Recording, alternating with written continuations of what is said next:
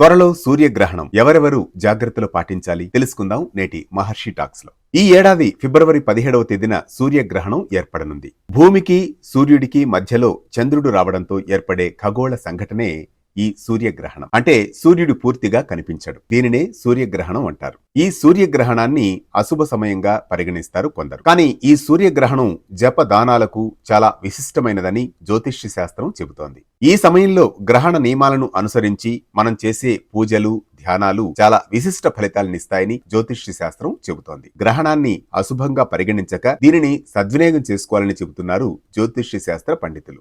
ఈ గ్రహణ సమయంలో పట్టు స్నానం, విడుపు స్నానం చేయాలి. అదే విధంగా జప తపాలకు ఇది అనువైన సమయం. ఇది మాఘ బహుళ అమావాస్యకు సంబంధించిన సూర్యగ్రహణం. ఈ సూర్యగ్రహణం కుంభరాశిలో సంభవించనుండడంతో అన్ని రాశులపై ఈ ప్రభావం ఎంతో కొంతమేర ఉంటుందని జ్యోతిష్య శాస్త్ర పండితులు చెబుతున్నారు.